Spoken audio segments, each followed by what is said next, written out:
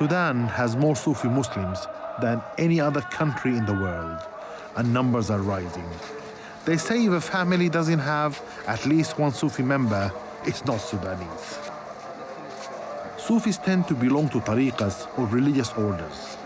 We have come to Friday prayers at the Sammaniya tariqa, the largest tariqa in Sudan. This is Zikir, the Sufi ritual every Friday, which literally means remembrance of God.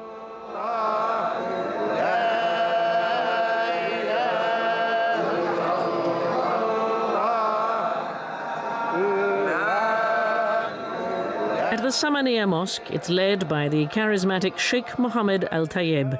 His family have been Sammaniya sheikhs for 250 years.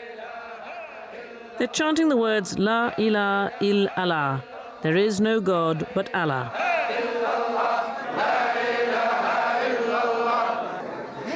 It's all highly organized. There's a clear hierarchy in the ranks here and an almost military discipline.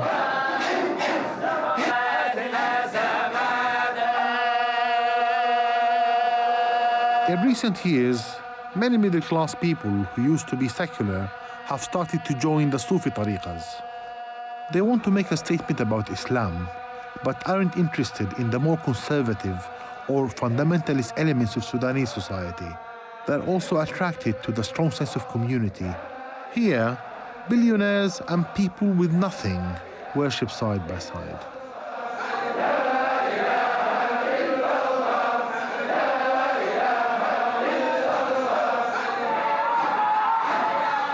They will do this for about 5 hours. It is seriously hard work. Meanwhile, the women join in upstairs. Despite the regimentation, this didn't feel in any way cold or soulless. Quite the opposite. The building emotion was infectious, and it felt like an incredible privilege to be here. It is very hard. It's tough. In and out, in and out.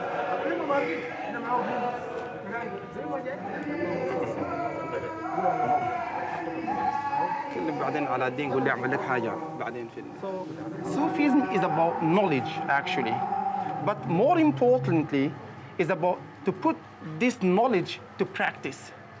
It's the knowledge of Allah, the knowledge of Islam. More importantly, is to practice this knowledge, actually. Yeah.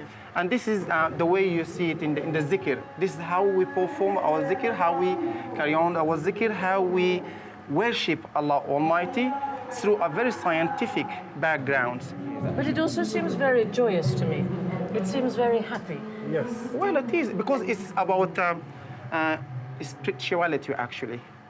And this is how you got the life into practicing worshipping. Yeah. Because worshipping is not only movement, it's spirit inside this movement. Well, it involves the whole of you, doesn't it? It does, actually. Yes. It does. Because actually worshipping is not only by our tongue.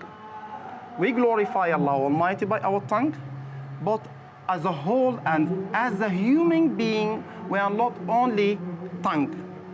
There's the heart.